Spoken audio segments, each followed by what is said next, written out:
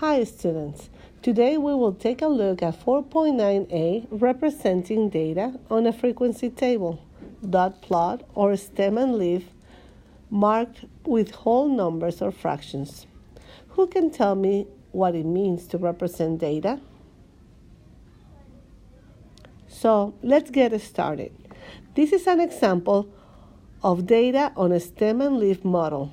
A real-life example would include counting a class of high school students by their ages.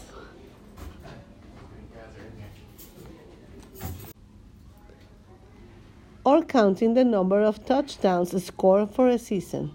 In this problem, we will first begin by analyzing our data. And the first thing that I will recommend is that you will put in order your numbers, okay? So I'm going to make myself another bar like this, like the one that I have right here. And I'm going to write my numbers from least to greatest, just to keep in order and for me to be able to see how I'm managing my data. So I put 13, and then I'm going to write the 15, and I'm going to put a check that I already wrote that one. What is the next one that I continues will be 19. And then I have 22. And as you can see here, I have two 22s. So I'm just going to write 22 again here. And then I have 27. And the last one is 33. Okay, moving on. It's going to be very important that I know all the numbers and all the ages that I'm using, that I'm going to be representing. And I'm going to do my own stem and leaf model. Right here, I'm going to put my stem, and this is my leaf. And something important for you to notice is the key that you have right here. The key explains to you that 1, 3, for example, right here, represents 13 points. That means that the stem is the tens. Can you see that? And these are the ones.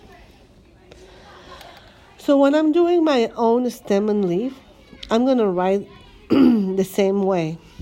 For example, I have the 13. I'm going to do the 1 here and then the 3 in the leaf. My stem is the 1, which is 110, and the leaf is going to be 3. And then I have 15, but because I already have 1, I'm not going to write it again. I'm just going to put here 5. I already did this, and now I'm going to use the 19. I still have the 1, so I'm just going to add my 9 right here. Now, my next number that I have right here is a 22. So I'm going to write in my stem, I'm going to write a 2 because it's a 20, right? And I have a 22.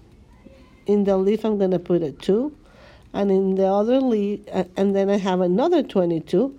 So then I'm going to write 2 again, and that tells me that I have two 22s. Can you see it? This one with this one, and this one with this one.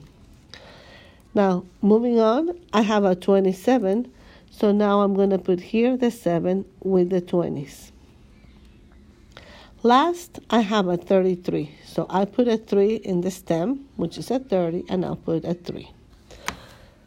Once I finish with my stem and leaf model, the one that I'm making, now I am ready to compare with the answer choices to see which one is the correct. Because it says here, which stem and leaf plot represents the points Carrie scored.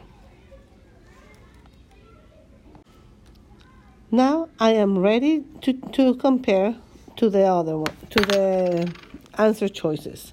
So in the first one, we're going to look at letter A. And in letter A, I can see that I have a 1, a 3, and a 5. And right here I have a 1, a 3, a 5, and a 9. So this is missing the number 9. Therefore, this is a wrong representation of my data. Let's look at letter B. In letter B, I have my 1 in the stem, which is correct. I have the 3, the 5, and the 9. which is exactly what I have in my own model that I created. So this is correct. I'll go to the stem number 2, and I find that I have a 2, and a 7, just like my model, 2, 2, 7. So this is correct. Finally, I move to the 3 in the stem, and I see that I have a 1 and a 3. And right here, I find that in my own model, I made a mistake. Because guess what? I just realized, kids, and this can happen to you, that I have a 31 and a 33. So here, I actually have also a number 1. Therefore, this is correct.